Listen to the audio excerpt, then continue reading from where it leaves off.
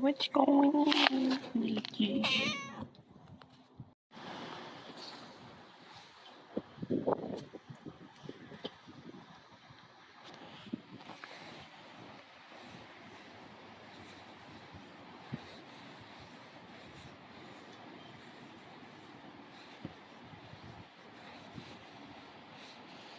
Huh?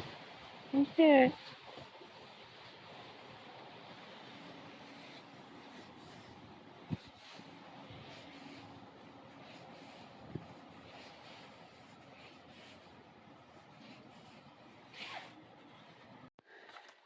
Hey everybody, I thought I'd show you my sketchbooks. I have one for graphite, black and white, and one that I use mostly for colored pencils. I just thought I'd give you a tour. This is a condor I drew earlier this year. I like the little waddle and the waddle and the crest. I liked drawing all the wrinkles, and I use black colored pencils on the feathers just to give it a little bit more definition. Okay, that's just some rough sketches. This is of a gargoyle outside a cathedral. It's a study of a face. That is a heron. I like drawing birds. I like the feathers. It's fun doing all the details in them. This is a basilisk or a cockatrice.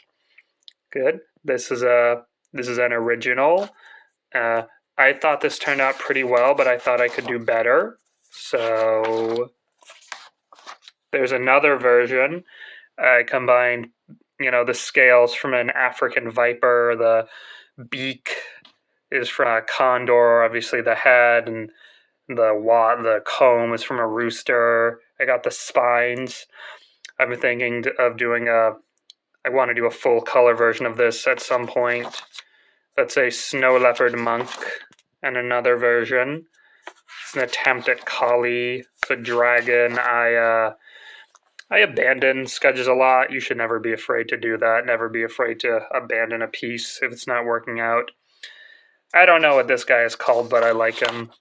That's a sea monster. See a little scuba diver there. That's a werewolf. This is just some practice. I drew a lizard arm to practice drawing scales, a bird's head for feathers. That's a borzoi. That's a full body of a borzoi. That was fun to draw. This is a harpy I drew. You see that? That was fun to draw. That's a Medusa I gave up on. That's just a still life. Another still life, or it's a model. I do figure drawing. That's a werewolf I drew. That's actually a tutorial from the channel Draw Sessions. They're a good channel. That is I don't know what that is, but I like it. I think it's a chupacabra. It's a Spider-Man. This is one I spent a long time on. This is like a kaiju, like a lobster kaiju. Got all the details. Focus, did the shadow underneath the body. There's a guy screaming for scale. Look at that. I'm really proud of that. That's a full body of a basilisk or a cockatrice. I'm going to do a full color of that at some point. I don't like that one. I think it's fine. That's a wing, like from a dragon. It's a hydra. Yeah. That is a ferret dragon. If a dragon was a ferret. See? Do you like it? I like it. Do you like it? I like it. It's a wolf. That's a study of a alligator anatomy. That was fun. Look at that. Yeah. That's Loki. It's Loki. Practice drawing hands. Hands are difficult to draw. It's a demon. I really like this one. Like the expression of him. It's a skull with a golden laurel. It's an airbender. Yeah, I don't know what that is. It's another. Oh, that's a Shirshu from Avatar. It's a goat person and another goat person. Now here is my colored. I was gonna color this one in, but I like it enough as is. I don't really like that one. That one I gave up on. This one I'm really proud of. This took me a whole week to do. I first I start with a solid color, single solid color, then I do little dashes, little just quick and hard for the fur. Get the blood, the teeth. This is a study from a photo I found. I'm really proud of that one. That's Kali. That's a color version of the harpy I showed you. That's a snow leopard, which is my favorite animal. Oh, and that is one. That's a crow. Yeah, that one was fun. This took me about a week. Because crows, it's interesting. Crows are not black. If you look close, there's blues and purples and some greens in there. It's an Australian crow among the eucalyptus leaves. This one was fun too. It's a spectacled owl in a lunar eclipse with the cherry blossoms. I tried to draw Kali again. Here's the Jormungandr, or the world serpent. It's cool. It's a skull. That's an elf, an original character. I don't have a name for her yet. So yeah, I like drawing hair. Good. That's a Sphinx cat. Sphinx cats are cute. I'd like to get one as a pet, but they're expensive. And they have health problems. That's another version of the Sphinx. Yeah, abandon that one. Look at that one. That is a study of Eva Green's character in Kingdom of Heaven. That's good. Another one I gave up on. That's a portrait of someone who modeled in my illustration class. That's me practicing drawing reptile scales. And that was to prepare for this one. That is a dragon. I think it's all right. Yeah. I got a little sloppy with it, though. I'm going to try it again, do another attempt, but I think that's pretty good. Yeah, I like drawing. Drawing is very therapeutic. Hello. I am going to show you some books that I finished reading recently. First one is My Cousin Rachel by Daphne du Maurier. This is the second book by her that I've read. The first one was Rebecca, which I read in 2018. And that one was really good. And that's a really compelling mystery. And I was expecting the same from this, but it was different. In a way, it is a mystery, but not in a way that it's, there's anything to be solved. It's, the mystery is more revealed with the characters' interactions. So the plot is that you have this man who is, he's an orphan, but his cousin is a lord, and he adopts him, becomes sort of a surrogate father and brother. Then, he grows up, and his cousin goes off to Italy, where he meets a distant cousin of theirs, Rachel, the title character, and he marries her, which is fine. It's fine to marry your cousin if you're in the British aristocracy. And but the narrator's cousin, the main character's cousin, dies. He goes to Florence. Not Florence. I forget exactly where in Italy it is, but he goes to investigate and he suspects that Rachel might have killed him, and it keeps we keep getting hints that she might have, but it's throughout the book, but it's never made entirely clear. Then Rachel comes to live with him, and they start a flirtation, or he views it as a flirtation.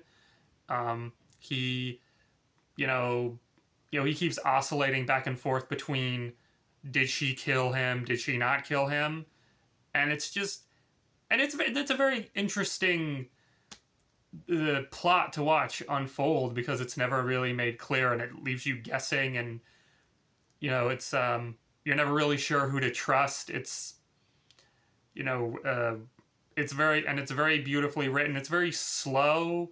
It's not like it's not a thriller.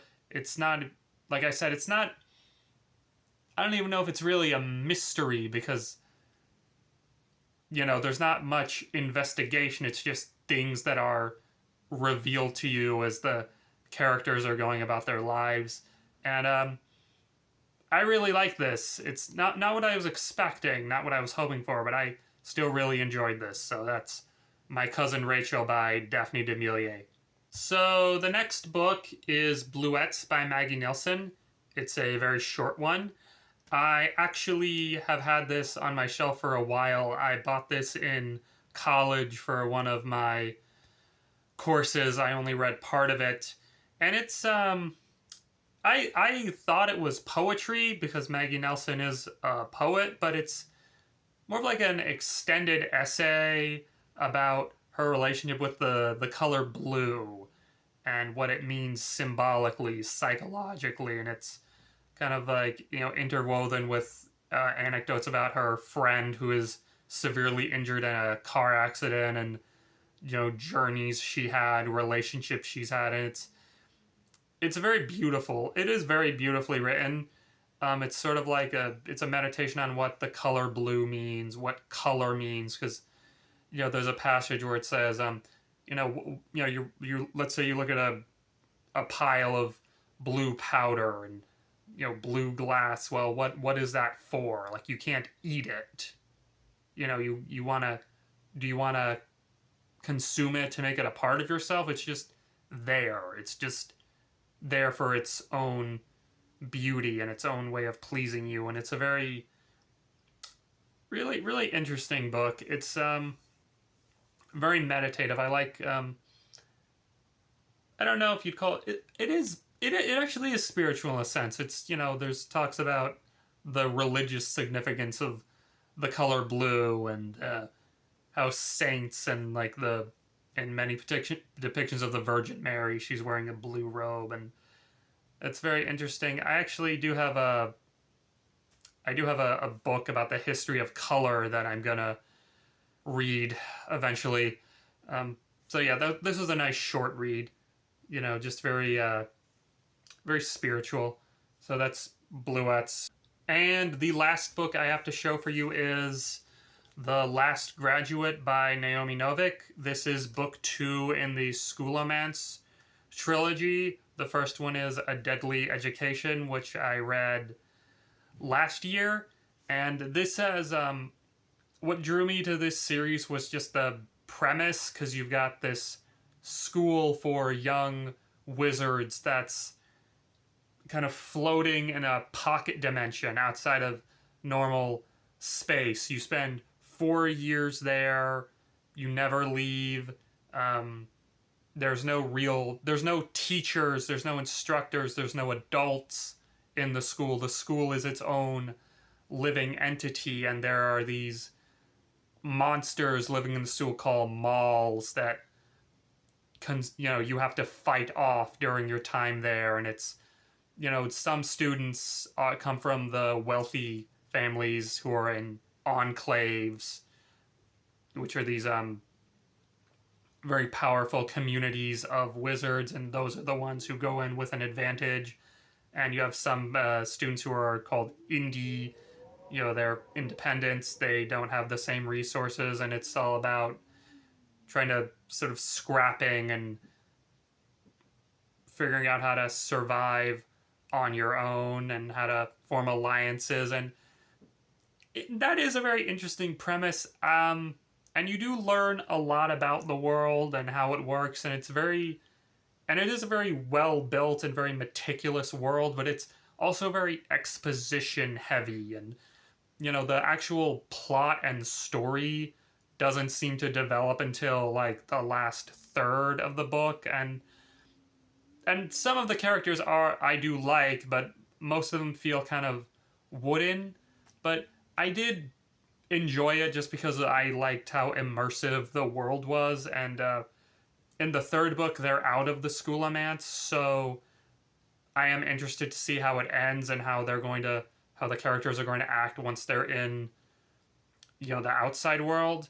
And so yeah, that's The Last Graduate by Naomi Novik. I don't know if I would recommend this book to everyone, because it is I mean, if you like world building, if you're interested in just if you're one of those fantasy readers who just likes info dumps about how the world works, then you will like this. If you want a story, I don't know if you would, but I enjoyed this for what it was. So that's The Last Graduate by Naomi Novik. Do you like the cover? And the book I am currently reading is The Priory of the Orange Tree by Samantha Shannon. I am, about maybe 3/4 of the way through this epic fantasy that's a retelling of the myth of St. George combined with Elizabethan England and feudal Japan. And it's really good. It starts in this fantasy queendom, because it is a feminist fantasy, where it's ruled by a queen. Her name is Sabran, but she's the last in her line, and she's yet to produce an heir. And you have another character named Yad. I'm not sure how to pronounce her name, but she comes from the she comes from the Priory of the Orange Tree, and they are a secret society of mages whose job it is to ensure that the evil dragon known as the Nameless One does not reemerge and wreak havoc among the world. And there's often the East, in a nation that's analogous to Japan. You have people who ride dragons. Those dragons are sacred and godlike, and it's the Nameless One, the evil dragons are reemerging, and it's very complex. I'm really enjoying it so far. It is very in many ways it is a standard fantasy novel, but there's some new elements like the feminist element, the mythology of it, the integration of like religious iconography and religious philosophy is interesting, and I do like the characters. I like the magic system. So I'm gonna try to hopefully finish this by the end of the month, and then I'm gonna finish American Prometheus, and then I'm probably gonna do a smaller book, a shorter book. So one thing, my writing practice is going really great. I think I finished the long novella, the Midsummer Night's Dream retelling, a few weeks ago, and then I finished a short flash fiction, and now I'm working on a longer short story that's probably gonna be like maybe 3 or 4 thousand words. And I've been meeting my writing goals, my daily writing goals, almost every day, and it just feels so good to be writing. My illustration is going really well, and just creatively, I'm in a really good place right now. I'm in a good place with my reading. Um, I've been looking for freelance jobs on Upwork thus far. None have panned out. I don't know. Maybe my proposal letters just aren't very good, but that's whatever. I'm okay. I'm okay. I hope you're okay. And thanks for watching. I'll see you later. Bye.